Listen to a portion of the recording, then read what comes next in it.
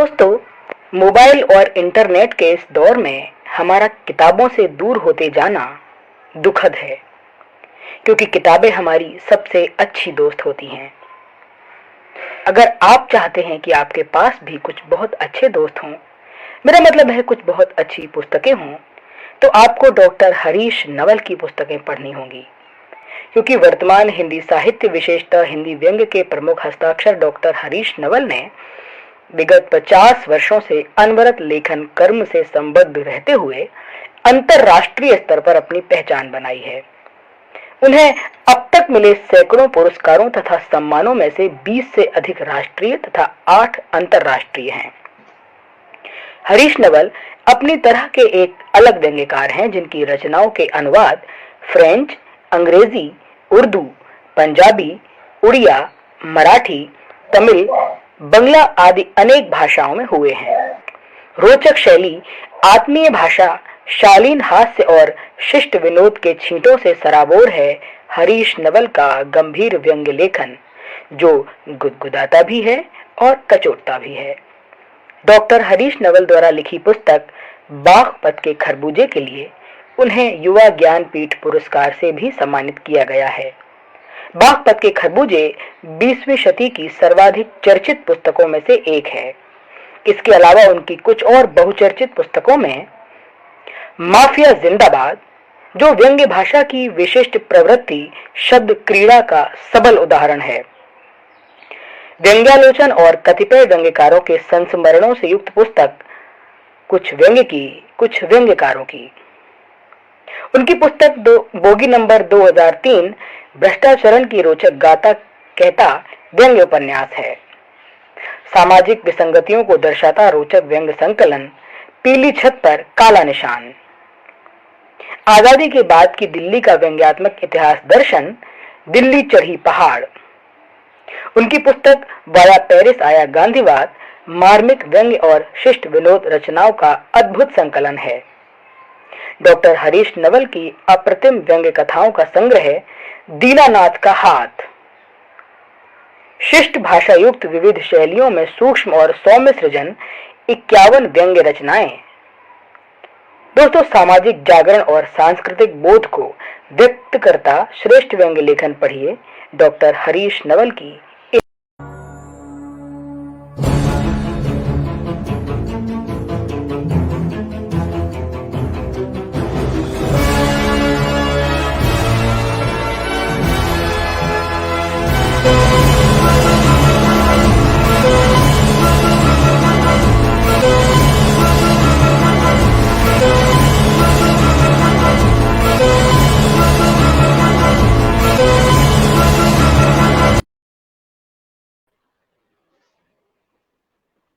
नमस्कार, जय श्री कृष्ण, प्रणाम, जय भारत, जय हिंदुस्तान।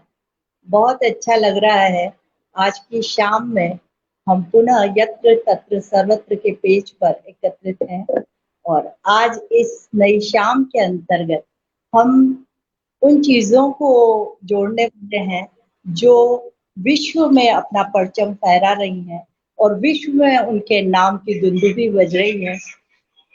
यत्र तत्र सर्वत्र, ये नरेश चंद्र जी जोशी मैजिक मैन का पेज है और ये मई 2020 से चल रहा है। और आप भी ये जानकर बड़े खुश होंगे कि 1400 से अधिक लाइव काव्य पाठ हो चुके हैं और इतने सुंदर सिंगर्स के द्वारा फिल्मी भजन के लाइव हो चुके हैं। और पटल की अब मंशा है कि 11,111 अगर इनके इंटरव्यूज भी हो जाए और इनका आंकड़ा, इनकी जो मंशा है उसके अनुरूप हो जाए तो ये भव्य एक सेलिब्रेशन के रूप में मना सके। और आपने एक बहुत महत्वपूर्ण काम भी किया है कि 7 पद्मश्री अवार्डेड व्यक्तित्व का आपने इंटरव्यू लिया, साक्षात्कार किया, काव्य पाठ किया। अशोक जी चक्रधर साहब, सुरेंद्र जी शर्मा साहब, अनूप जलोटा जी, भारती बंधु जी, हरीश नवल जी और भी अनेक संगीत साहित्य से जुड़े हुए लोग, सिंधु ताई, ऐसे ऐसे व्यक्तित्व को आप पटल पर लाए हैं जिनको देखकर, जिनको सुनकर काफी लोगों को बहुत अच्छा लगा। आज हम उसी कड़ी में एक महान व्यक्तित्व से आपको रूबरू करवाने जा रहे हैं और मैं भी अपने आप को सौभाग्यशाली मान रही हूँ कि उस पंडित, उस विद्वान, उस प्रखर, उस प्रणव प्रज्ञान पुरुष से आपको मैं मिलवाऊं। उसके पूर्व एक छोटा सा छंद, एक छोटा सा श्लोक मैं उनके लिए गाकर उनका आह्वान करूंगी। नीरव सुरेश पंडित अभिनंदनाय महाजन प्रज्ञान पुरुष मनस्विता नमाम्यहम् नमाम्यहम् नमाम्यहम् प्रणम्यहम् नमाम्यहम् नमाम्यहम् प्रणम्यहम् प्रणम्यहम् नमाम्यहम् नमाम्यहम्। बहुत बहुत स्वागत। हमारे बीच में उपस्थित है पंडित सुरेश नीरव जी। पंडित सुरेश नीरव जी, आपका बहुत बहुत स्वागत, बहुत बहुत प्रणाम। आपको देखकर मन बड़ा प्रफुल्लित है। काफी समय से मैं आपके पटल पर, जो पटल आजकल बहुत ही प्लेटिनम सेरेमनी के साथ साथ इतने अद्भुत कार्यक्रम कर रहा है, उसे देखकर मैं बड़ी खुश थी। और जैसे ही मुझे इस तरह की प्रस्ताव का पता चला कि मैजिक मैन साहब ने कहा कि आप पंडित नीरव जी का साक्षात्कार करेंगी क्या, तो ये मेरे लिए खुशखबरी से बढ़कर और कोई कुछ नहीं था। मुझे बहुत खुशी हुई आपको देखकर, आपसे मिलकर, और मुझे लग रहा है हम रूबरू हैं। आपका आशीर्वाद मुझे मिल जाए, आपका वरद हस्त मुझे मिल जाए, ऐसा ही मैं चाहूंगी। आपका परिचय मैं क्या दूं? सूर्य को दीपक दिखाना है। विश्व में सभी लोग परिचित हैं आपसे, और आपको प्रणाम अभिनंदन कर मैजिक मैन पटल पर आपका मैं पुनः स्वागत करती हूँ। और जितने भी हम लोग, थैंक यू सर। और आपके नाम के आगे प्रज्ञान लगा हुआ है, और प्रज्ञान पढ़ते ही एक छठी इंद्री सचेत हो जाती है कि प्रज्ञान क्या है। तो मैंने देखा प्रज्ञान के अंदर 6 प्र है, PR है। नाउ वी साउंड PR प्र। तो प्रज्ञान के साथ प्रवीण भी है, प्रणव भी है, प्रगल्भ भी है और प्रखर भी है। और एक और प्र आपके साथ अभी अभी जुड़ा है। How can you see to me like next प्र।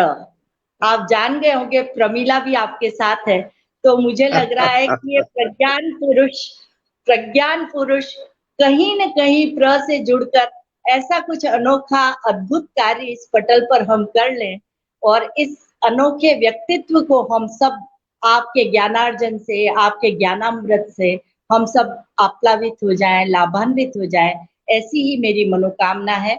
और मैं कुछ आपसे वक्तव्य सुनने के बाद आपका परिचय बताना चाहूंगी। परिचय इतना लंबा है, और वो पुस्तकों की इतनी लंबी लाइन है, और अवार्ड की इतनी लंबी फहरिस्त है कि शायद ये 1 घंटा हमारे लिए बहुत कम पड़ेगा। तो मैं चाहूंगी कि आप अपनी भावनाएं व्यक्त करें, फिर मैं आपके बारे में सारे हमारे श्रोतागणों को बताती हूँ। स्वागत है सर।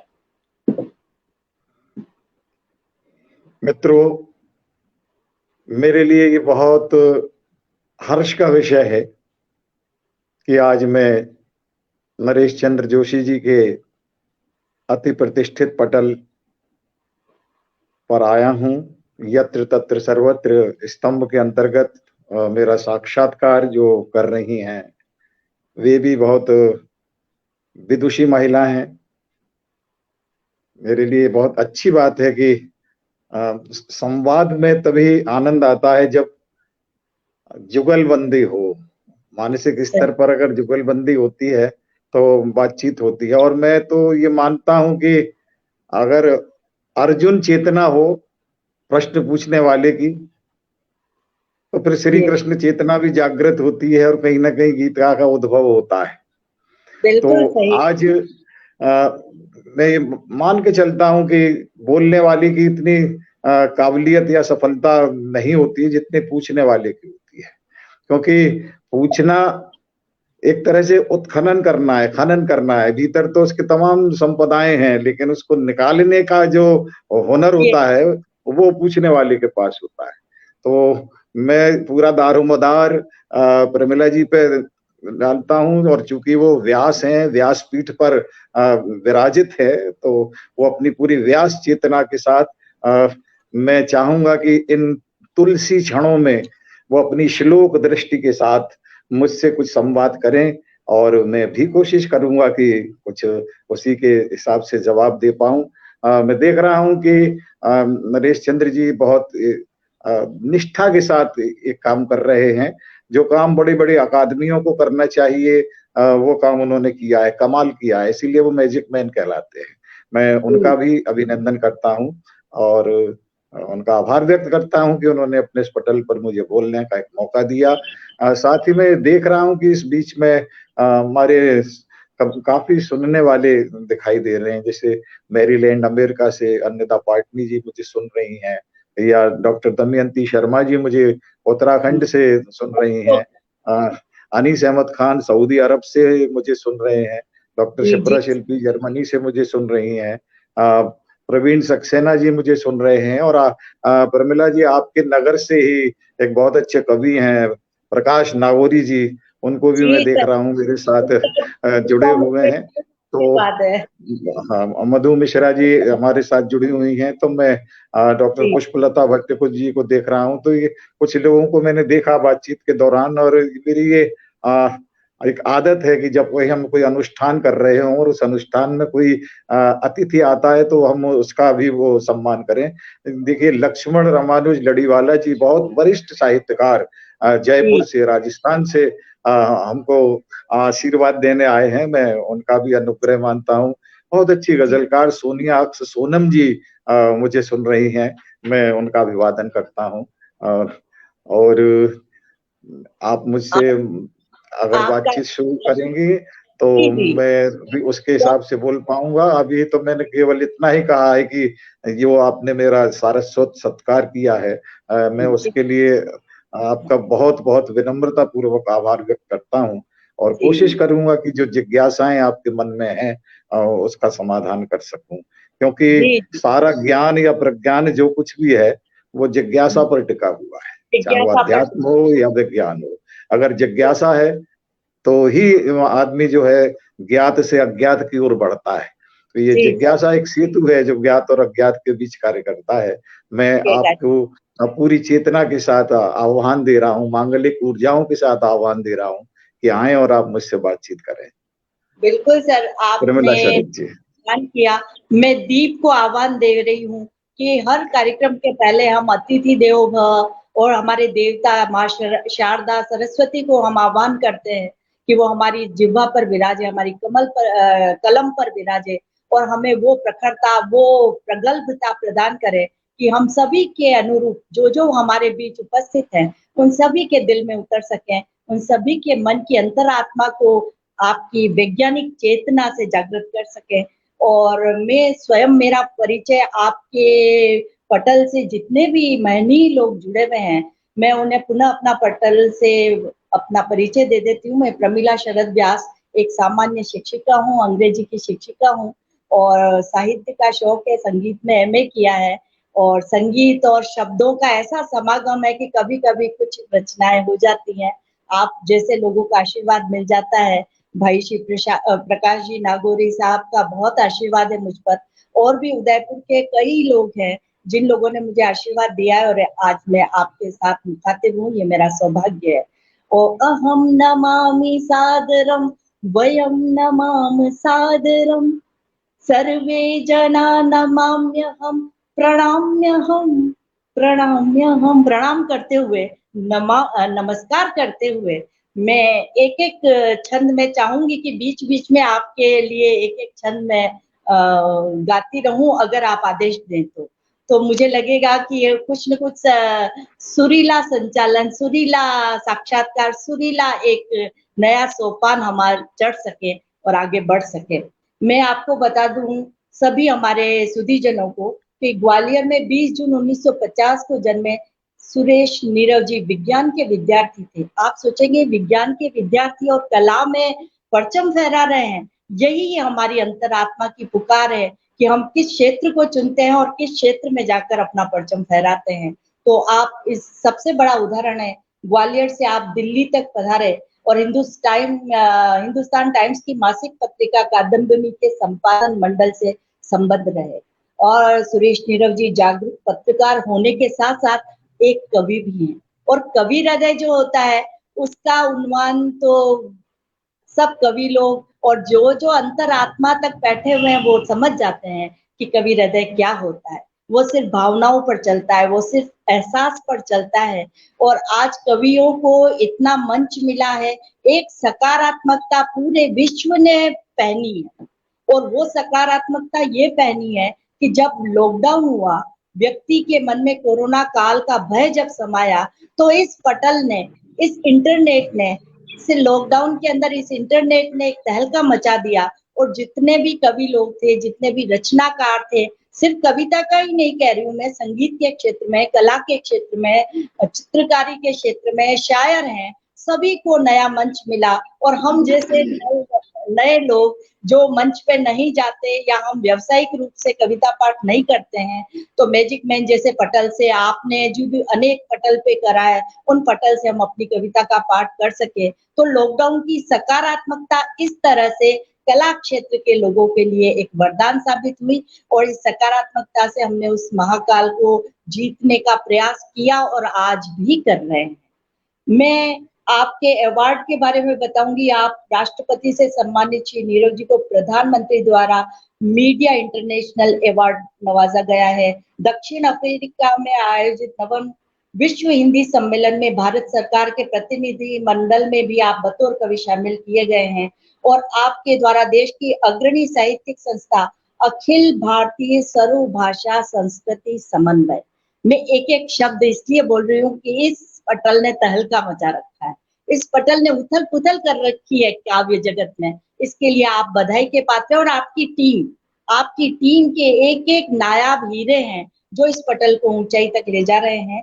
समन्वय समिति के आप राष्ट्रीय अध्यक्ष हैं, और आपको सुलभ साहित्य अकादमी के प्रतिष्ठित सुलभ श्रेष्ठ साहित्यकार सम्मान के स्वरूप 5 लाख राशि से अलंकृत किया जा चुका है।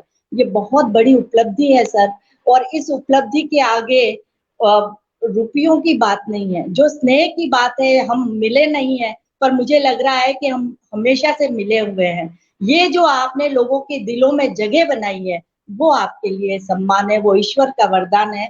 आपने 300 बुक के प्रीफेस लिखे।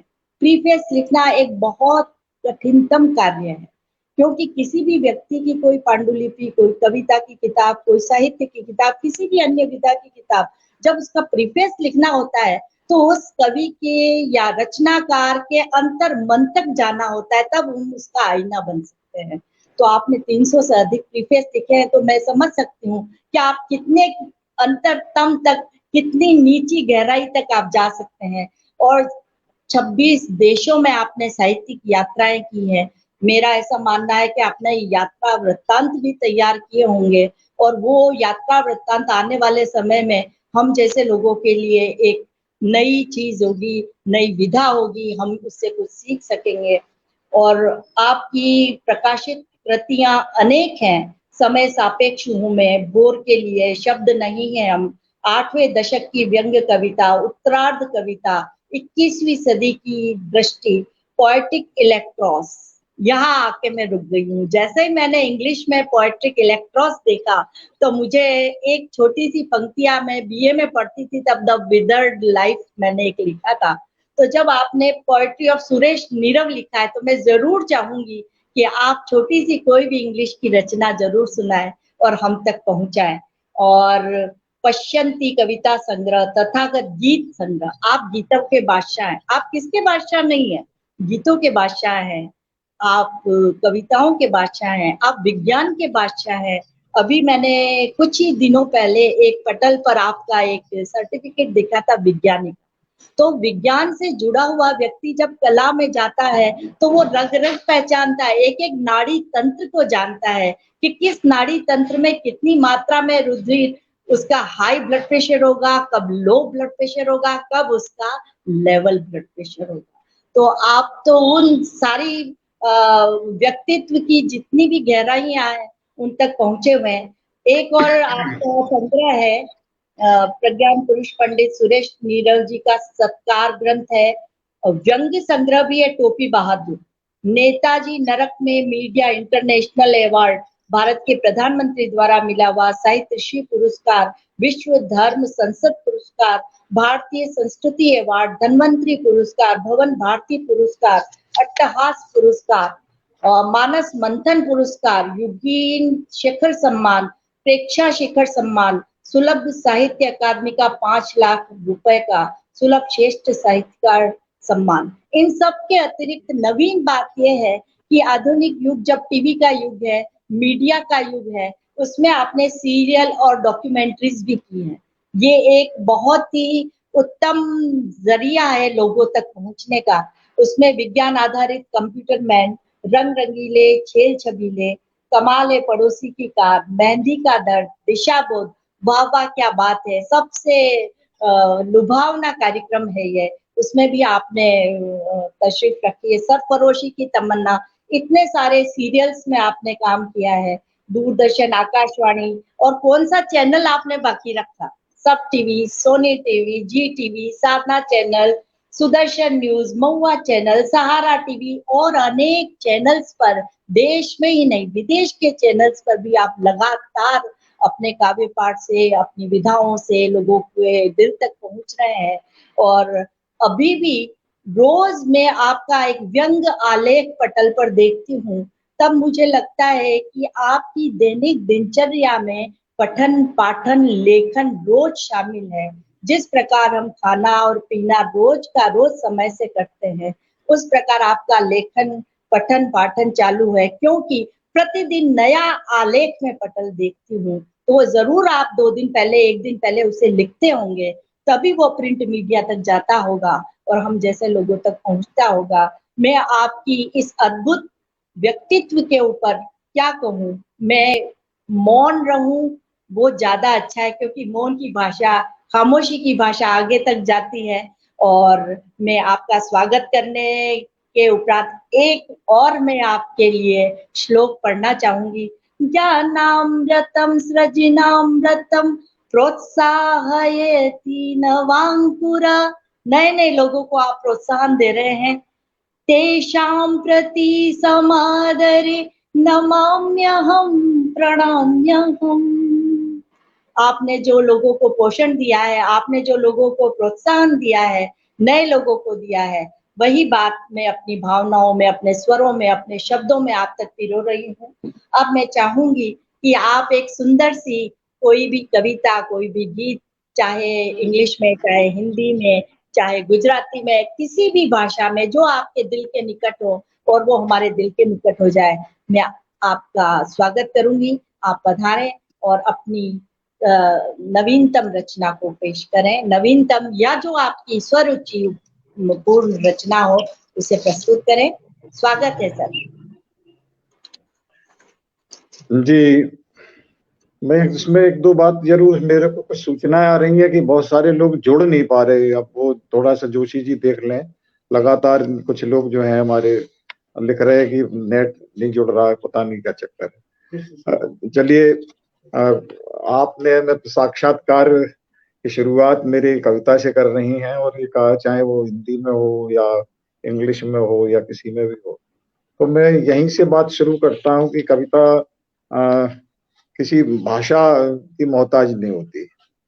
कविता जो है ना, उसमें एक बार इसी चर्चा को अगर गीता से उठाया जाए, तो श्री कृष्ण जी ने कहा है अर्जुन से जी जी कि जब कोई कवि रचना करता है तो शब्द याचनाएं करते हैं कि मुझे अपनी कविता में स्थान दे दो। क्या बात है, सही सर, बिल्कुल सही कह रहे हैं, बिल्कुल सही फरमाया आपने। ये विचार का अनुष्ठान होता है, और कवि जैसे शब्द पर स्नेह या दुलार करके अपने कविता की नागरिकता दे देता है, तो शब्द आगे चलता है और अर्थ उसके पीछे पीछे चलता है। होता क्या है कि लोग शब्द के पीछे अनुगमन अर्थ करता है, और कहीं कहीं ये होता है कि मैंने तो अपनी कविता में भी इस बात को कहा है कि हमारी अपनी एक सीमाएं हैं। मैं विज्ञान का भी विद्यार्थी हूँ और अध्यात्म से भी बात करता हूँ। हम जी असीमित नहीं है, हम चूंकि साकार हैं, हम निराकार नहीं है, तो हमारी सारी क्षमताएं सीमित हैं। यहाँ जी तक भी सीमित है कि हम बहुत कुछ कहना चाहते हैं लेकिन कह ही नहीं पाते। कह नहीं तो होता पाते हैं। क्या है कि अ, बहुत कुछ अनकहा रह जाता है। बिल्कुल सही हम है, कहते बहुत हैं लेकिन उसके बाद भी बहुत कुछ अनकहा रह जाता है। यानी ये समझिए कि जो हमारे शब्द हैं उसके नेपथ्य में एक अर्थवान चुप्पी टहलती है।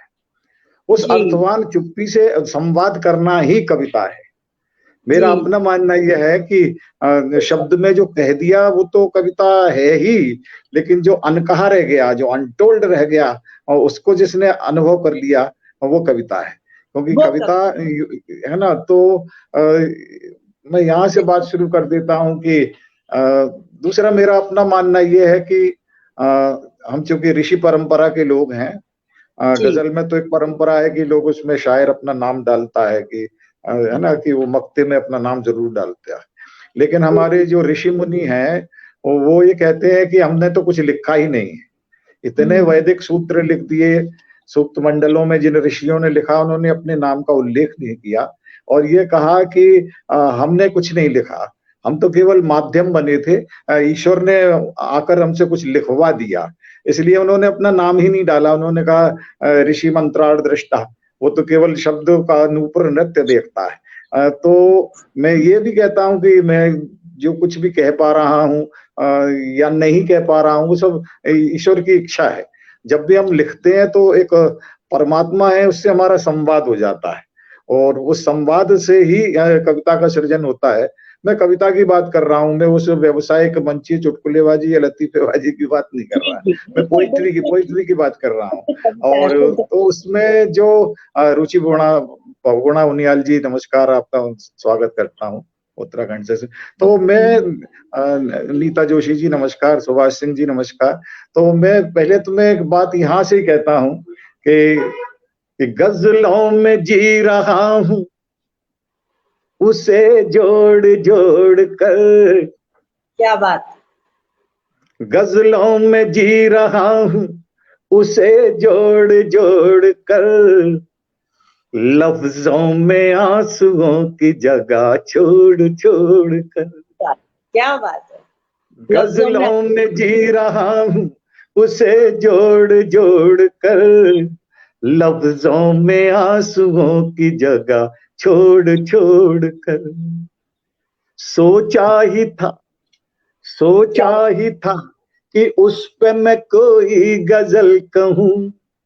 सोचा ही था सोचा ही था कि उस पे मैं कोई गजल कहूं, अल्फाज आ रहे हैं हाथ जोड़ जोड़ कर, क्या बात है। सोचा ही था सोचा ही था कि उस पे मैं कोई गजल कहूं, अल्फाज आ रहे हैं हाथ जोड़ जोड़ कर, गजलों में जी रहा हूँ उसे जोड़ जोड़ कर, लफ्जों में आंसुओं की जगह छोड़ छोड़ कर, क्या बात। क्या बात। गुमनामियों की मौत गंवारा नहीं मुझे, गुमनामियों की मौत गंवारा नहीं मुझे, बिखरूंगा कांच सा मैं कनक छोड़ छोड़ कर, कनक छोड़। आखिर में उसने, हाँ ऋषि सिन्हा जी धन्यवाद,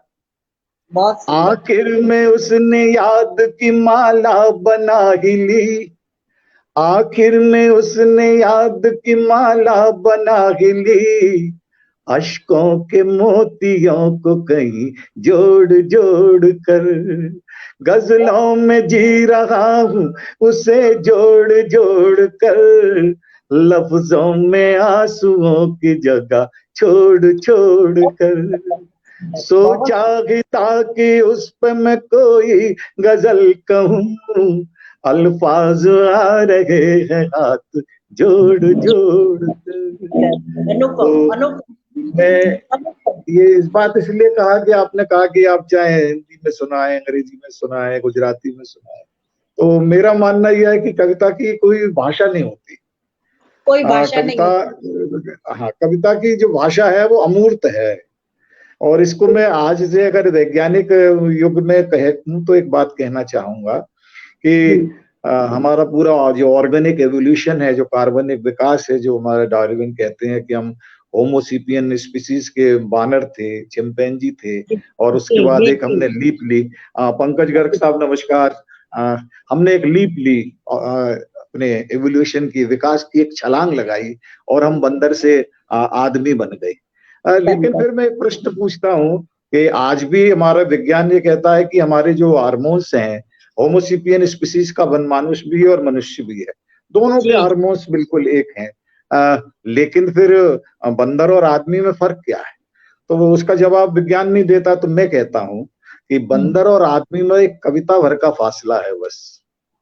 कविता भर का, क्या बात है, क्या बात है। बंदर वही और आदमी में कविता भर का फासला है। बंदर कविता नहीं समझता और मनुष्य कविता समझ लेता है। तो मनुष्य ये एक कविता। विकास है। तो ये जो बात मैंने कहना चाही कि जो कविता है, अब अगर हम कार्बनिक विकास की, ऑर्गेनिक एवोल्यूशन की बात करते हैं, जी तो जी जब हम असभ्य थे, जब हम असभ्य थे और अंधेरी गुफाओं में रहते थे, जी कपड़े नहीं पहनते थे, जब हम जी। असभ्य थे, अंधेरी गुफाओं में रहते थे, कपड़े नहीं पहनते थे, हमारा चेतना बोध कितना परिपक्व था कि हम पशु पक्षियों की भाषा भी समझ लेते थे। समझ लेते हमारा थे। चेतना बोध कितना परिपक्व था कि हम पशु पक्षियों की भाषा भी समझ लेते थे। आज हम सभ्य हैं, नियोन लाइट में रहते हैं, अंतरिक्ष में उड़ते हैं, लेकिन कितने बौने और कधीन हो गए हैं कि आदमी होकर आदमी की भाषा नहीं समझ पाते, कि भाषा नहीं आदमी समझ, होकर आदमी की भाषा नहीं समझ पाते। क्या तो मित्रों, तीक्ष्ण और खुली ये जो बात कविता करते है ये आदमियत की भाषा है और ये कहीं भी सुनाई जा सकती है। इस पर फिर अभी बात चलेगी तो मैं उस पर बोलूंगा, बताना जी जी चाहूंगा कि मैंने ये बात जी। क्यों कही थी। आपने जी विज्ञान और प्रकृति का संबंध बताया, और प्रारंभ से विज्ञान और प्रकृति कहाँ जुड़ी हुई है, किस तरह हम बायोलॉजिकली इस नेचर से कनेक्ट हैं, आप बता रहे हैं। आपने ये भी बताया कि विज्ञान आध्यात्म में कैसे है। आपने इतना सा बता दिया, एक लाइन में उसको कर दिया कि बंदर कविता नहीं समझता और मनुष्य कविता समझता है। इस लाइन के अंतर्गत आपने पूरा शास्त्र अंदर समाहित कर दिया। इस लाइन से सभी लोगों को पता चल गया कि कविता क्या है, जो पशुओं को मनुष्यों से अलग कर देती है। तो जब कविता काव्य की धारा बह रही है, तो आप विज्ञान और प्रकृति और सभी को अंदर समाहित कर रहे हैं। मैं एक और छोटा सा प्रश्न आपको करना चाहूंगी कि जीव जंतु पर ब्रह्मांड का प्रभाव ज्योतिष मानता है। ज्योतिष की थोड़ी सी बात कर रही हूं मैं, कि जीव जंतु जितना भी हमारा ब्रह्मांड है, हम ज्योतिष की जितनी भी गणना करते हैं, उस गणना के आधार पर हम मुहूर्त भी देखते हैं कि नहीं आज मंगलवार है, सुबह कौन सा लाभ का मुहूर्त है, कौन सा काल का मुहूर्त है। तो क्या विज्ञान भी इस चीज को मानता है? मेरा ये प्रश्न है कि क्या विज्ञान भी इस चीज को मानता है कि हमें मुहूर्त देखना चाहिए, या रविवार को नहीं जाना, या शुक्रवार को नहीं जाना, या सोमवार को ही मैं अच्छा काम शुरू करूंगी। तो इस तरह की जो मान्यताएं हैं जनाधार में या लोगों के बीच में, तो क्या विज्ञान भी इस चीज को मानता है कि नहीं मंगलवार वास्तव में हमें काम नहीं करना है, शनिवार वास्तव में काम नहीं करना? इस तरह की कोई आप अनूठी सी बात हमारे समक्ष रख दे। देखिए, स्वागत है। पहली बात तो ये है कि प्रमिला जी, आपने अच्छा एक प्रश्न पूछा है। तो आपने पूछा कि क्या विज्ञान भी इस बात को मानता है। तो मैं विनम्रता पूर्वक निवेदन करना चाहूंगा कि ज्योतिष तो विज्ञान का ही एक अंग है। हम जी जिस ज्योतिष की बात करते हैं, मैं जिस ज्योतिष की बात कर रहा हूं, मैं उसमें नहीं कर रहा कि वो तोते बता रहे हैं राशि फल, या वो जो फुटपाथ पे बैठा आदमी है। क्योंकि ये जो है जो हमारा विज्ञान जो है ना, एस्ट्रोनॉमी है, खगोल शास्त्र। मैं उस आपको खगोल छोटी शास्त्र का उस खगोल शास्त्र का अध्ययन कर कर जो निचोड़ हमारे ऋषि मुनियों ने निकाला जी और ये जी बताया कि उसका हमारे न केवल मनुष्य पर बल्कि हमारे प्रकृति के जीव जंतुओं पर भी क्या प्रभाव पड़ सकता है, इसका नाम फिर हुआ ज्योतिष। जी ज्योतिष का जी है ना। तो अब उसमें मैं आपको मतलब एक दो उदाहरण ऐसे ही दे देता हूं कि मछलियों के पास तो कोई कैलेंडर नहीं होता कि वो ये बताएं कि आज पूर्णिमा आ गई, है ना। लेकिन जो मछली अंडे देती हैं वो पूर्णिमा के दिन ही देती हैं। समुद्र के पास तो कोई कैलेंडर नहीं होता, लेकिन जो उसमें ज्वार आता है वो जो है वो पूर्णिमा के दिन सबसे ऊंचा आता है। तो ऊंचा ज्वार। या छोई मुई के पौधे को किसी कोई तहजीब नहीं सिखाता कि भाई तुम लज्जा में रहना, ये रहना, उसको छूते ही वो सिकुड़ने लगती है। तो ये बिल्कुल सारी ठीक। जो चीजें, या आप देखिए कि मतलब ज्योतिष पर अगर बोलूंगा तो मैं ज्योतिष पर बहुत ज्यादा बोल सकता हूँ, क्योंकि ये भी मेरा तो विषय है। आपको लेकिन एक आपको बात वो ये मैं थोड़ी कहना बताइए। चाहूंगा कि हमारी हाँ चेतना का, हमारा जो ऋषि प्राण है, जो जी ऋषि प्राण है, प्राणों में भी जो ऋषि प्राण है, जो हमारी जी चेतना का सृजन केंद्र है, अगर हमारे इलेक्ट्रॉन प्रोटॉन जो घूम रहे हैं अनुभूतियों के, उसको जो सोखता है, जो केंद्रक बनता है, जो न्यूक्लियस बनता है, वो जी जी न्यूक्लियस भी जो है आ, किससे संचालित होता है? तो ज्योतिष कहता है और विज्ञान दोनों को जोड़ के मैं एक बात कहता हूँ कि हमारे जी ज्योतिष में कहा है कि कल्पना का स्वामी चंद्र है। जी जो बिल्कुल ज्योतिष कहा। में होता है ना, चंद्र लगने से ही सारी जन्मपत्री देखी जाती है। इसलिए देखी जी जाती है कि जी आदमी का जी आईक्यू क्या है, उसका आईक्यू टेस्ट उसी से होता है, किस लग्न में उसका चंद्रमा बैठा है। तो ये चंद्रमा को अगर हम ज्योतिष को देखें और फिर इधर आप साइंस में आए, तो साइंस भी ये कहती है, वो उसको चंद्रमा को हम इधर मून कहते हैं, इधर ल्यूना भी कहते हैं, ल्यूना। तो जब जी आदमी का चंद्रमा डिस्टर्ब होता है, वो अगर कहीं पाप ग्रह में बैठा होता है, तो आदमी विक्षिप्त हो जाता है। आदमी जब विक्षिप्त हो जाता है, तो जो हमारे पागल खाने, उनका नाम भी रखा गया ल्यूनेटिक एसाइलम, यानी ये वे लोग हैं जिनका चंद्रमा डिस्टर्ब है। ये तो विज्ञान ने भी मान लिया ना, उसका नाम उन्होंने पागल खाना नहीं रखा, क्योंकि ये तो बड़ा अपमानजनक शब्द होगा। तो का हाँ ल्यूनेटिक एसाइलम, यानी ये वे लोग हैं जिनके चंद्रमा में कहीं गड़बड़ी हो गई है। तो गड़बड़ चंद्रमा कल्पना का स्वामी है, ये ज्योतिष कहता है। चंद्रमा कल्पना का स्वामी है, ये साइंस भी कहती है। तो ज्योतिष जी का और साइंस का संबंध है, और ये भी कि ये साइंस का ही एक अंग है। ज्योतिष जो है अलग से नहीं है। जो अलग भी नहीं हमारे है। प्रकांड विद्वान हैं वे जानते हैं, और अगर आप उसको वेदों में जाएंगे तो हमारे ऋषि मुनियों ने भी उसकी व्याख्या की है। और ज्योतिष को ज्योति का एक अदृश्य को देखने की जो दृष्टिगत क्षमता है, उसका नाम ज्योतिष होता है। जी अदृश्य जी में झांकने की क्षमता ज्योतिष देता है, और ये जी जी साइंस भी अदृश्य में झांकने की एक क्षमता। क्रिया है, और अध्यात्म भी। तो इसलिए इसमें दोनों में कोई फर्क नहीं है। तो शायद हाँ मैंने आपके प्रश्न का उत्तर दिया कि विज्ञान बिल्कुल भी सर, ज्योतिष को मानता है, बिल्कुल सर और ये अध्यात्म भी ज्योतिष को मानता है, और उसका प्रकृति के हर जीव जंतु पर बड़ा ही प्रभाव पड़ता है। बिल्कुल पड़ता है। मेरी ज्ञान पिपासा इसी बिंदु तक आना चाहती थी। आपको मैं बता दूं कि मेरे फादर इन लॉ राज ज्योतिषी जी थे महाराणा भूपाल सिंह जी के दरबार में, और उन्हीं का अनुसरण करते हुए मेरे पतिदेव भी इस कार्य को करते हैं। और चूंकि मैं बचपन से ही ज्योतिष पंडितों के बीच में रही हूँ, मेरे नाना भागवत पाठी थे, अहमदाबाद में कथा करते थे आज से 50 साल और पहले। मैं तो एक संक्षेप में बात कह देता हूँ कि हमारा जो आपने वो बात कही। वेदों का सृजन किया, वो व्यास जी ने किया। तो आप तो उस जी व्यास परंपरा से हैं, तो आपके तो डीएनए में व्यास जी हैं। तो फिर आप तो सब कुछ हैं ही, आप वेदों की भी ज्ञाता है, आप ज्योतिष की भी ज्ञाता है, ज्ञाता तो क्योंकि जब जी व्यास कह दिया आपने, तो फिर ये मैं सारी चीजें ज्ञाता आती हैं, अपने आप जी मैं आती हैं ज्ञा ये चीजें। जी, जी। मैं ज्ञाता नहीं हूँ, लेकिन मेरी जो शंका होती है, मुझे जहाँ पर गफलत महसूस होती है, तो मुझे लगता है कि आप जैसे मेहनती लोगों से मुझे कोई संकेत मिल जाए, आप जैसे मेहनती लोगों से कोई मुझे ऐसा खुला रास्ता मिल जाए कि उसे जल्दी से हम अपना सकें। तो इसी बारे में एक छोटी-सी बात मैं और आपको पूछना चाहूँगी कि कुछ लोग ऐसे मैंने पिक्चरें भी देखी हैं और कई सीरियल्स भी होते हैं कि पिछले जन्म की बात याद करके वो आदमी उसको अपना लेता है कि मैं पिछले जन्म में ये था। तो क्या अब हम साइंटिफिक इसको सही माने कि ऐसा हो सकता है? मानते हैं हम लोग, हम धर्म को मानते हैं, तो हम ये भी जानते हैं कि हो सकता है कि पिछले जन्म का कुछ याद रह गया होगा। तो क्या अपना साइंस भी इस बात को स्वीकार करता है? इसके ऊपर भी आप एक छोटी-सी टिप्पणी दे दें। और फिर कविता और गीतों के बीच में चलेंगे। तो क्या साइंस देखिए, मानता है पूर्व आपका जन्म जो को? प्रश्न, हाँ, मैं देखिए, इसका विज्ञान से भी जवाब दिया जा सकता है, इसका अध्यात्म से भी जवाब दिया जा सकता है। अब हमारे लक्ष्मण रामानुज लड़ीवाला जी स्वयं, पहली बात तो मैं ये बताऊं कि मैं कवि उसको मानता हूँ। कवि जो है ना, एक बड़ी भारी गुणवाचक संबोधन है, ये विशेषण है अपने आप बिल्कुल। में। आप देखेंगे क्या, हमारे जो वैद्य होते हैं, आयुर्वेद में उनको कविराज कहा जाता है। जी, उन्हें कविराज कहते हैं, वैद्य को कविराज कहते हैं। जो वेदराज जी ज्योतिषी को। है उसको भी कविराज कहते हैं। तो जो कवि है, जो कवि है, वो ये माना जाता है कि वो ज्योतिष का भी ज्ञाता होगा, है ना, उसको, और वो चिकित्सा शास्त्र को भी जानता होगा।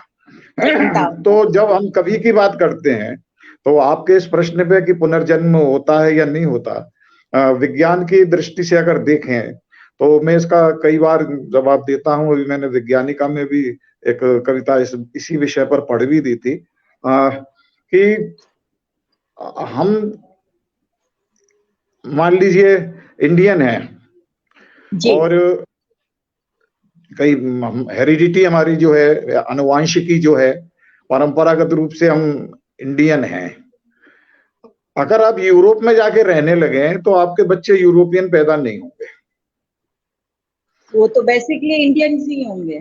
होंगे, है ना। और अगर मान लीजिए कोई यूरोपियन है, वो अफ्रीका में जाके रहने लगे तो उसके बच्चे अफ्रीकन पैदा नहीं होंगे।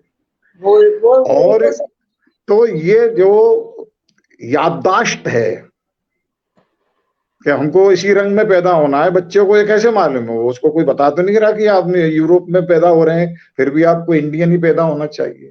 तो जो हजारों वर्ष की याददाश्त लेकर जो हमारे शरीर में केंद्र में डीएनए होता है, जिसे हम डीएनए कहते हैं, वो डीएनए चलता का। है, और उसमें कहीं कोई घोटाला नहीं होता। वो याददाश्त का एक बहुत बड़ा वो है। दिमाग तो आपका अल्जाइमर या डिमेंशिया में विक्षिप्त हो सकता है, आप पागल भी हाँ, हो सकते हैं, लेकिन डीएनए कभी पागल नहीं होता।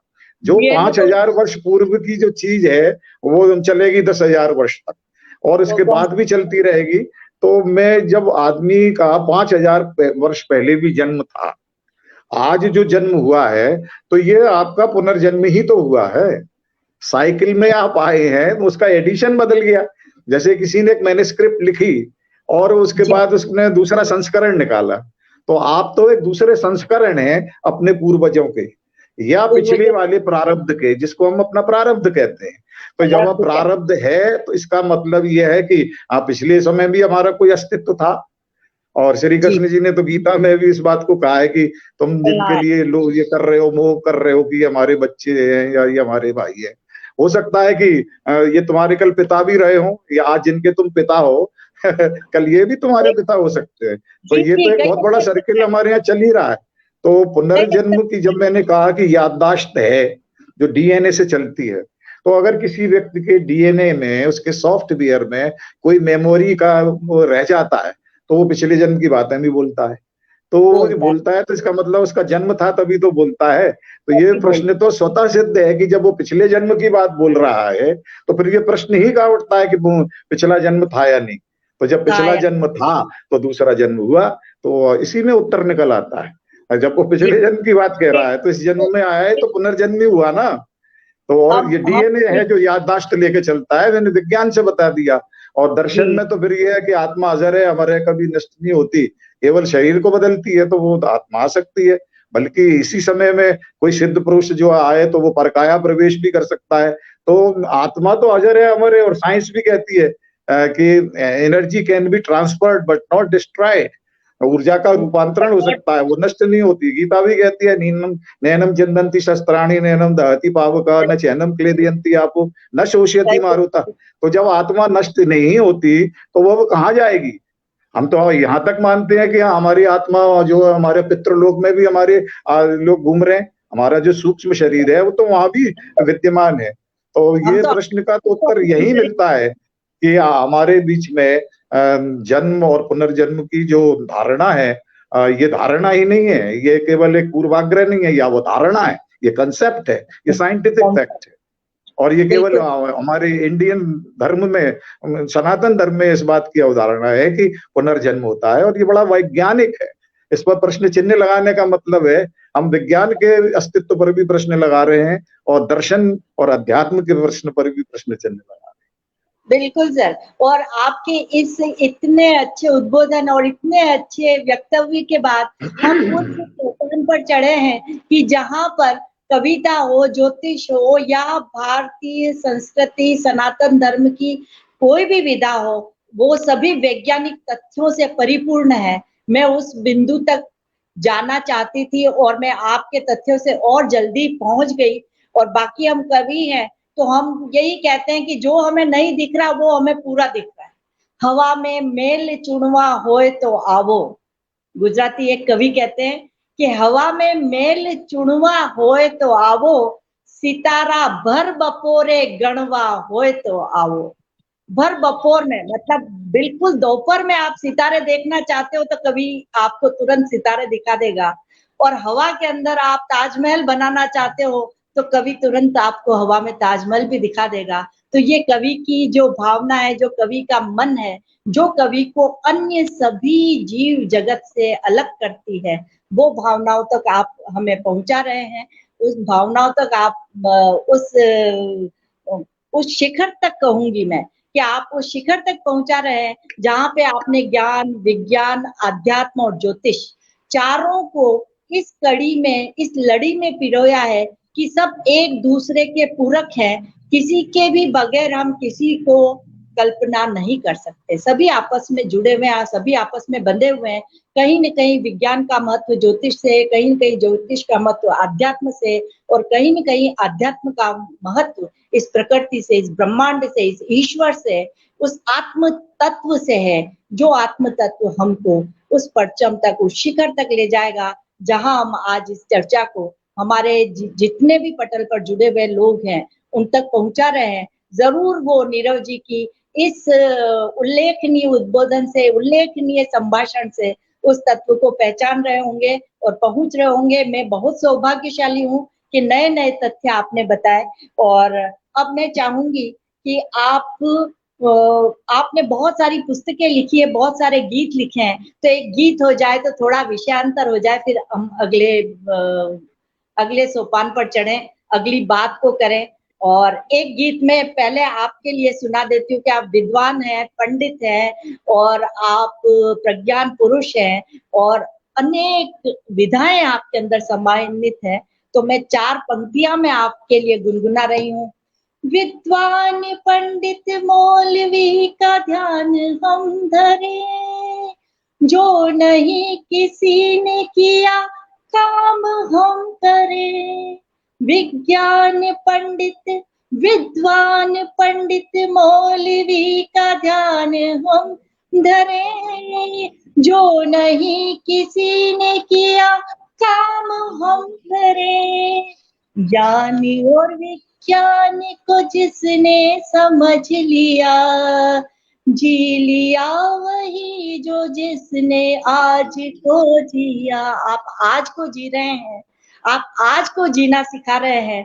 इसी आज को जीने की नवीनतम तकनीकी है, जो टेक्निक्स आप हमें दिखा रहे हैं वो बहुत ही प्रशंसनीय है, श्लाघनीय है, स्वागत है। एक गीत आपसे हो जाए तो पटल पर सभी को आनंद आएगा, परमानंद की प्राप्ति होगी। स्वागत है सर जी, जरूर सुनाऊंगा। इस बीच में तारा दीक्षित जी हमारे साथ जुड़ी हैं, प्रियंका भट्ट हमारे साथ जुड़ गई हैं, इनको मैं प्रणाम करता हूँ। माया मेहता जी जुड़ी हुई हैं, सुभाष सिंह जी जुड़े हैं, सुरेश मेहरा जी हमारे साथ जुड़े हैं, ज्ञानचंद मर्मज्ञ जी जुड़ गए हैं, और सुरेश चौधरी जी कलकत्ता से हमारे साथ हैं, जो लगातार सुन रहे हैं, बहुत बड़े साहित्यकार हैं, मैं उनका सम्मान करता हूँ। आदरणीय केपी चौहान साहब, नमस्कार। आपकी हाजिरी लगती है तो आप मुझे भी बहुत अच्छा लगता है। और बहुत अच्छी गायिका जो है, जोशी जी आज हमसे पूछ रहे थे कोई अच्छी गायिका बताइए, तो नूपुर रंजन एक बहुत बड़ा नाम है संगीत के क्षेत्र में, वे हमारे साथ प्रोग्राम में जुड़ी हुई हैं, मैं इनको प्रणाम करता हूँ।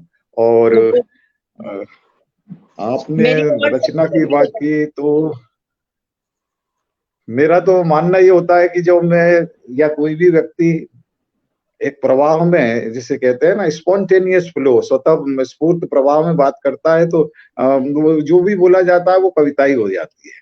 अलग से कविता करने का जो वो है, ठीक है। अब हमारे जोशी जी बार बार लिख रहे हैं कि एक कविता आप जरूर सुनाइए, और उन्होंने प्रोग्राम शुरू होने से पहले भी कह दिया था कि वो कविता आप जरूर सुनाइए। तो मैं सबसे पहले तो उनके आदेश का पालन करूंगा। उन्होंने मेरे से गीत अभी बार बार लिख रहे हैं कि वो सुना दीजिए, तो मैं उसको सुना देता हूँ। इसमें भी चलिए प्रमिला जी, हमारे यहाँ दो सब्जेक्ट होते हैं, जैसे कहते हैं अध्यात्म है और काम है, मतलब स्पिरिचुअलिटी और सेक्स दो अलग अलग चीजें कर दी।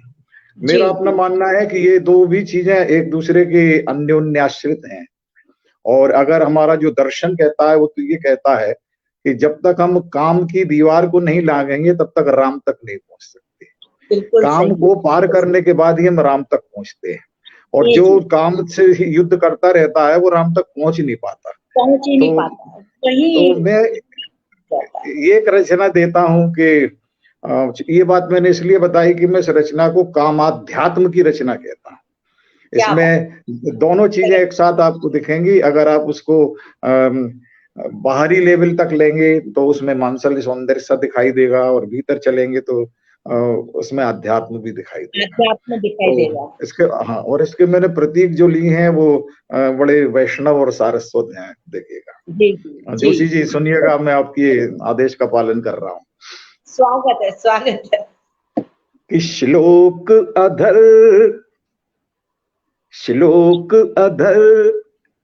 मंत्र सी आंखें, श्लोक अधर मंत्र सी आंखें, देवालय सातन, श्लोक अधर मंत्र सी आंखें, देवालय सातन, रामायण सा रूप तुम्हारा, सांसें वृंदावन, सांसें वृंदावन, श्लोक अधर मंत्र सी आंखें, देवालय सातन, रामायण सा रूप तुम्हारा, सांसें वृंदावन, सांसें वृंदावन, भेज दिया है।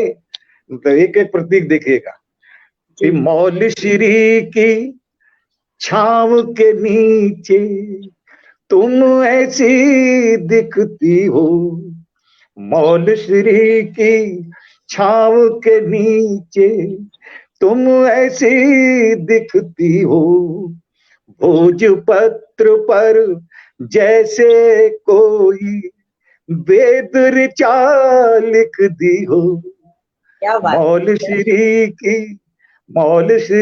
की छाव के नीचे तुम ऐसी दिखती हो, भोजपत्र पर जैसे कोई वेद ऋचा लिख दी हो, जब से दरस तुम्हारा पाया, जब से दरस तुम्हारा पाया, हुआ तथागत मन, जब से दरस तुम्हारा पाया, हुआ तथागत मन, श्लोक अधर मंत्र सी आंखें, देवालय सातन, रामायण सा रूप तुम्हारा, सांसें वृंदावन, सांसें वृंदावन। अब एक देखिए एसएमएस के जमाने में वो जो हमारे प्रेम पत्र होते थे और उनके लफ्जों में जो महक होती थी मोहब्बत की, वो अब इसमें कहाँ होगी। तो मैं बात कहना चाहता हूँ कि भेज दिया है गीत टाक कर तुम्हें आज पाती में, भेज दिया है गीत टाक कर तुम्हें आज पाती में, अलगोजे की धुन गूंजे ज्यों, अलगोजे की धुन गूंजे ज्यों, चंदन की घाटी में, याद तुम्हारी महकी ऐसे, याद तुम्हारी महकी ऐसे, ज्यों मंदिर में हवन, याद तुम्हारी महकी ऐसे, ज्यों मंदिर में हवन, श्लोक अधर मंत्र सी आंखें, देवालय सातन, रामायण सा रूप तुम्हारा, सांसें वृंदावन, सांसें वृंदावन। जोशी जी खुश हो गए होंगे, मैंने आपके आदेश का पालन किया। ये मेरे इस रचना के बहुत फैन है। जब मैं नहीं मिला था तब भी, और इन्होंने पूरा एक पोस्टर बनाकर मेरे को भेजा था मेरे इस गीत पर। मैं उनका बहुत बहुत आभार मानता हूँ, धन्यवाद देता हूँ जोशी जी। और है उतना ही सुंदर स्वर है, और स्वर और शब्दों का सुंदरतम समागम आपने प्रस्तुत किया। बहुत ही सुंदर रचना, उत्कृष्ट रचना सुनकर, स्तरीय रचना सुनकर बहुत अच्छा लगा, बहुत प्रसन्न हुआ। और कोशिश ये करेंगे कि हम भी इतनी स्तरीय रचनाएं रच सके, लिख सके। मैं कहाँ लिखता हूँ, सब ईश्वर लिखवाता है, कोई नहीं। सब ऊपर वाले की जब इच्छा होती है वो चुन लेता है किससे क्या काम कराना है, वो अपने पात्र चुनता है किससे उसे क्या कराना है, और उन्हीं की प्रेरणा से हम करते हैं। तो आपके अंदर ईश्वर है जो हमें संकेत दे रहा है, ईश्वर ही आगे संकेत देता है कि आगे, ईश्वर खुद नहीं आता, वो किसी को भेजता है। जोशी जी प्रणाम, नमस्कार। जोशी जी शायद बताना चाह रहे हैं कि समय हो गया है। हाँ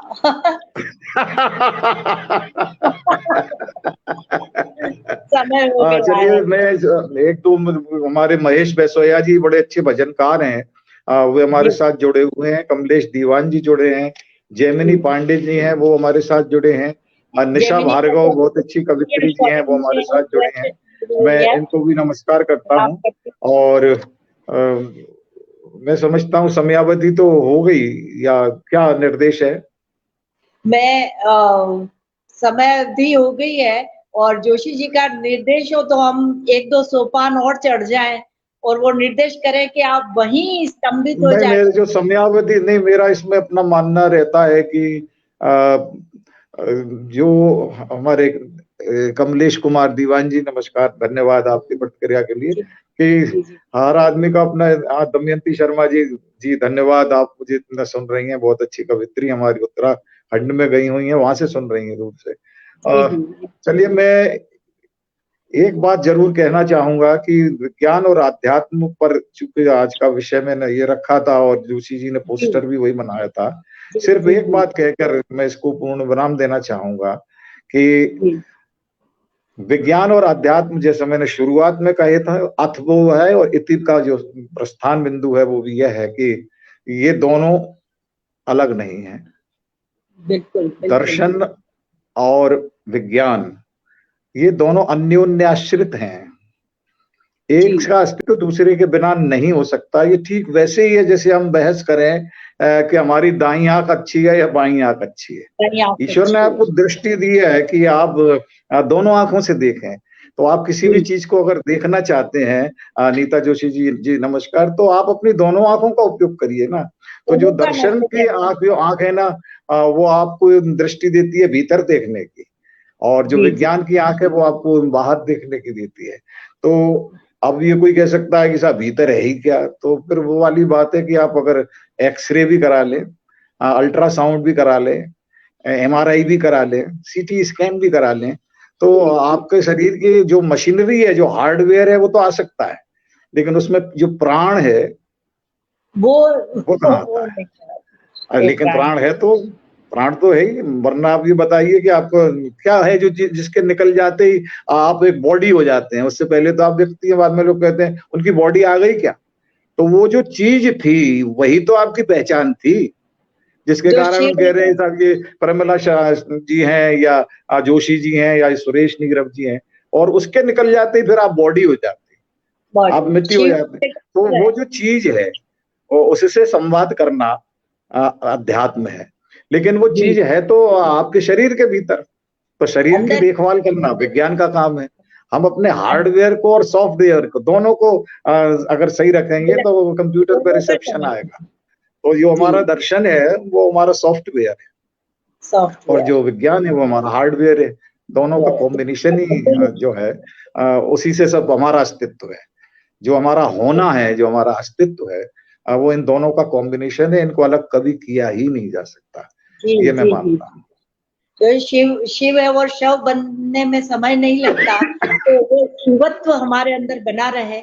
और हार्डवेयर और जी सॉफ्टवेयर, जैसा कि आपने फरमाया, और हार्डवेयर और सॉफ्टवेयर की गणित सब लोग समझ लें, और उसको ज्योतिष से भी, उसको आध्यात्म से भी, प्रकृति से भी, और दुनिया भर की अनेक तमाम जितनी भी चीजें हैं, जितनी भी रचनाएं हैं, उन सबको समाहित कर लें, तो हम, आपने बताया कि 2 आंखें हैं, तो दोनों आंखों से सम दृष्टि से अगर हम देखेंगे तो हमें सभी में एक सार नजर आएगा, और हम उस परम तत्व की तरफ, उस परम आनंद की तरफ, परमानंद की तरफ जरूर बढ़ेंगे। एक छोटा सा प्रश्न और मैं पूछूं, यदि आप आज्ञा दे तो।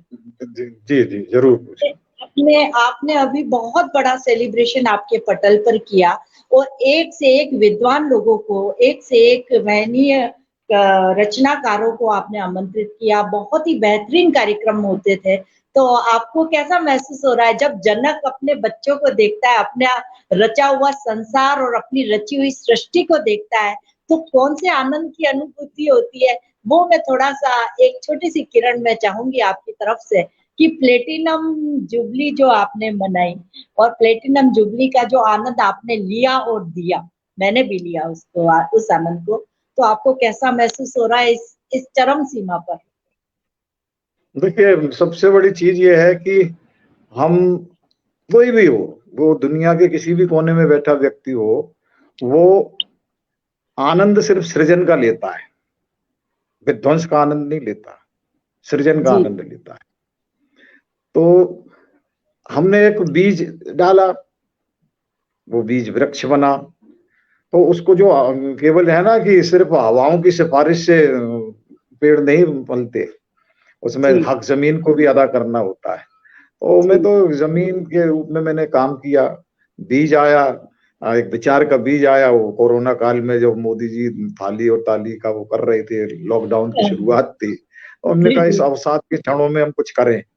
तो जी मैं तो बहुत आभारी हूँ उस, जिसको बहुत लोग गालियां देते हैं कि कोरोना वायरस ये है, मैं उसका बड़ा जी, आभार मानता हूँ कि उस बिल्कुल कोरोना सही। वायरस ने, वो भी हमारे प्रकृति का तत्व है, ईश्वर की इच्छा के विरुद्ध वो भी नहीं आता। उसने 2 चीजें हमको सिखा दी कि मनुष्य, तू, तेरे अहंकार की क्या वो है क्षमता। क्या? एक जरा सा वायरस जो है, न केवल व्यक्ति को बल्कि जो सुपर पावर राष्ट्र हैं उनको भी हिला देता है। तो ये तो मिला दे। एक छोटा सा वायरस है, और इस वायरस ने एक बड़ा काम ये किया कि आपको भीतर की यात्रा करने का एक स्वर्णिम अवसर प्रदान किया। हम बाहर ही अपने आप को खर्च कर रहे थे, इसने जी लॉकडाउन में आपको भीतर आने का आनंद दिया। और जो कवि थे, साहित्यकार थे, विचारक थे, उन्होंने इसमें बहुत आनंद लिया। और जो नहीं जी ले पाए वो अवसाद में चले गए, बहुत लोगों ने आत्महत्याएं कर ली, कुछ लोगों की जी, तमाम दुर्घटनाएं हुई। लेकिन जो कवि बहुत था या रचनाकार था, उसको तो एक बड़ा स्वर्णिम अवसर मिला अपने आप से बातचीत करने का। तो मैं जी उसका भी बड़ा आभार मानता हूँ। और जो प्लेटिनम जुबली हुई है, हुई तो शुरुआत ही थी। लोगों को लगा कि इस जगह जाने पर कुछ मानसिक खुराक भी मिलती है, आत्मीयता भी मिलती है, प्रेम भी मिलता है। और मैं बार बार कहता हूँ, मैंने कोई संस्था नहीं बनाई, बल्कि ये मेरा एक परिवार है। और हम तो बिल्कुल वसुधैव कुटुंबकम में विश्वास करते हैं। लोग बिल्कुल अपने आप वो 5 बजे आ जाते हैं। अब जैसे अन्नदा पाटनी जी हैं, वो रात के 2:30 बज रहा होता है अमेरिका से, लेकिन वो मेरा प्रोग्राम सुनने के लिए आती हैं। प्रोग्राम जरूर ऐसे देख। तमाम सारे जो लोग हैं, और या श्वेता सिन्हा है अमेरिका से, या जर्मनी से हमारी शिप्रा शिल्पी है। तो ये सारे लोग इसलिए जुड़ गए कि उनको लगता है कि ये हमारे परिवार में कोई आयोजन हो रहा है, उत्सव हो रहा है। तो कितनी भी व्यस्तता हो, आप अपने परिवार के आयोजन को तो अटेंड जरूर करते हैं। और जी मैं किसी को आमंत्रित नहीं करता, ये भी बता दूं, मैं किसी को स्वयं आमंत्रित नहीं करता। नहीं, आमंत्रित स्वयं शब्द भी बड़ा औपचारिक है, मैं निमंत्रित करता हूँ। भेज रहे हैं स्नेह निमंत्रण। आमंत्रण तो और निमंत्रण में उतना ही फर्क है जितना उपवास में और अनशन में। बिल्कुल और मैं बिल्कुल, जो मैं निमंत्रण देता हूँ, वो अब लोगों को मालूम है उसमें कितनी आत्मीयता से नीरव जी बुलाते हैं, सब आते हैं। मुझे भी बड़ा अच्छा लगता है, और ये आनंद की अनुभूति होती है। और इसके हाँ अलावा मेरा कोई इसके पीछे नेपथ्य में कोई एजेंडा नहीं है। मैं कोई किताब के लिए चंदा नहीं मांगता, किसी से कोई शुल्क नहीं लेता। आनंद के कुछ क्षण हम एक साथ जी लें। और मैं समझता बहुत हूँ उस आनंद के जिन क्षणों को हम जीते हैं, उन क्षणों में ही बहुत परमात्मा प्रवाहित होता है, और हम परमात्मा से साक्षात्कार करते हैं। और बहुत हमारा आयोजन एक शब्द अनुष्ठान होता है। इस हाँ, कामना से हम ये प्रोग्राम करते हैं, तो हमारी तो रोज ही प्लेटिनम जुबली बनती है, और हो सकता है और भी आगे बनती रहे, बहुत क्योंकि अच्छी हम बात क्षण है, को बहुत जीते हैं, हर क्षण को उत्सव मना के जीते हैं। जी, जी। और आपने कहा कि आमंत्रित करते हैं, तो आमंत्रण में भोजन है और अन्नपूर्णा का प्रसाद है, तो ऐसा प्रसाद कौन नहीं लेना चाहेगा? तो आपने जी बहुत ही शानदार आयोजन किया है और इस पटल पर, इस महनीय पटल पर, जोशी जी के पटल पर हम सभी एकत्रित होकर आपके आनंद का हम दुगुना लाभ ले रहे हैं। तो बहुत जल्द ही जोशी जी भी अपने टारगेट को पूरा कर, उनका मानस कुछ और है, उनकी कल्पनाएं कुछ और हैं, तो उस तक ले जाने में आपके पटल के द्वारा और आपके इस महनीय विचारों के द्वारा और अनेक जितने भी विद्वान इस यत्र तत्र सर्वत्र के पटल पर पधारे और उन्होंने अपनी-अपनी आकांक्षाएं, अपनी-अपनी रचनाएं, अपने-अपने कलाकारियां दिखाई, उन सभी को जोड़कर जोशी जी कौन सा भव्यतम नया स्वर्ग रचने जा रहे हैं, वो सब शायद अनजान है और बहुत जल्दी हम सब उससे रूबरू होंगे। और जोशी जी अगर कहें कि ये नीरव जी, प्रज्ञान पुरुष जी अपने 1-2 पंक्तियों के साथ विदा लें, समय तो हो मैं गया। एक और कहूँगी, नहीं, एक मैं बात समझता और हूँ समय एक समय हो गया है, अब समय लोग हो भी गया है, मैं जा यही रहे हैं। कहती हूँ कि आपको प्रज्ञान की उपाधि जो मिली है, प्रज्ञान की उपाधि कहीं न कहीं से तो मिली है, या तो हम वरण करते हैं, या हम ग्रहण करते हैं, या फिर हमें लेना होता है। तो प्रज्ञान की उपाधि से आपके नाम के आगे जो 4 चाँद लगे हैं, उसको प्रणाम है, प्रणम्यम है। मैं फिर से दोहराऊँगी, प्रणाम्यहं, नमाम्यहं, नमाम्यहं। वयं नमामि सादरम्, अहं नमामि सादरम्। जय हो, जय हो, जय हो। जी, बहुत बहुत-बहुत अच्छे। धन्यवाद। देखिए, अभी राजीव शर्मा बंधु जो है, अंतरराष्ट्रीय जी, शर्मा बंधु, वो बहुत भी बहुत आ, ही सुंदर आ, सुंदर गाते हैं। हम लोगों को तो नमस्कार कर रहे हैं और कह रहे हैं बहुत जी, सुंदर तो प्रस्तुति रही। शर्मा उनका भी बंधु मैं से भी आभार मानता हूँ। पटल से ही परिचय हुआ और आप बहुत मनोरम गाते हैं और मैं बिना साज और आवाज के इसी पटल पर जब मैं भजन गाती हूँ, तो वो यही कहते हैं कि आप बिना साज और बिना तबले, बिना हारमोनियम के आप भजन गाती हैं, पुष्टि मार्ग के जब वैष्णव जन गाती हैं या कोई भी गाती है, तो उन्हें लगता है कि स्वर की पकड़ वही आपकी बात है कि अंदर की पकड़ बना रखी है, मुझे बाजे, तबले की, स्वर की ज़रूरत नहीं, मेरे अंतरात्मा के स्वर से मैं गा देती हूँ और लोगों तक पहुँच जाता है। राजीव जी को बहुत-बहुत प्रणाम, धन्यवाद आपने मुझे याद किया और पटल पर जितने भी महनीय लोग पधारे थे, उनसे व्यक्तिगत रूप से मैं मैसेज करके, उनसे बात करके आपका आभार, विनम्र आभार प्रदर्शित करूँगी और जोशी जी को भी धन्यवाद कि हमको आपसे रूबरू कराया, आपसे मुखातिब हुई। बहुत सारे ज्ञान पिपासा मेरी बूंद-बूंद करके शायद मुझे तृप्त कर रही हैं, ऐसा मुझे लग रहा है। बहुत-बहुत धन्यवाद, आभार। जी, नमस्कार, बहुत बहुत धन्यवाद। और मैं आभार व्यक्त करता हूँ जोशी जी का कि उन्होंने एक यादगार और सार्थक शाम उपलब्ध हमें कराई, एक अच्छी विदुषी महिला से बातचीत का अवसर दिया। और इस प्रकार की चर्चाएं बहुत जरूरी रहती हैं, क्योंकि कहीं ना कहीं ये हमारे समाज में हमको प्रेरणा देती हैं जीवन जीने की, हमारी जिजीविका के लिए बहुत जरूरी ये चीज है। महेश बेसोया जी भी भजन सम्राट हैं, वो हमें नमस्कार कर रहे हैं। हरीश नवल जय जी, डॉक्टर हरीश नवल जी प्रणाम कर रहे हैं, मैं उनको भी धन्यवाद देता हूँ। और जी, ये जी। तो हरि अनंत हरि कथा अनंता है। हाँ हाँ, नवल जी, सही कह रहा हूँ ना, समय बहुत-बहुत की सीमा धन्यवाद। होती है। हरीश तो धवल अब जी आज का भी मैं समझता बहुत हूँ कि परिचित हैं। आज के किरण जी आयोजन को भी हमारे सार्थक बीच पूर्ण हैं। विराम दिया जाए, क्योंकि हमारे जोशी जी बेचारे धर्म संकट में है, और कोई भी आयोजन वो समय सीमा में होता है तो अच्छा लगता है। मैं समझता हूँ समय हो गया। मैं पुनः पुनः जितने लोग आप सुनने आए थे उन सबका ईमानदारी से आभार व्यक्त करता हूँ और जोशी जी के प्रति कृतज्ञता ज्ञापन करता हूँ। नीरव जी का, प्रज्ञा जी, आपका भी बहुत बहुत और आभार। पटल से जुड़े हुए सभी लोगों का बहुत बहुत बहुत शुक्रिया, धन्यवाद। ऐसा ही स्नेह बना रहे। जी, जी जी, जी, जरूर, जी। धन्यवाद।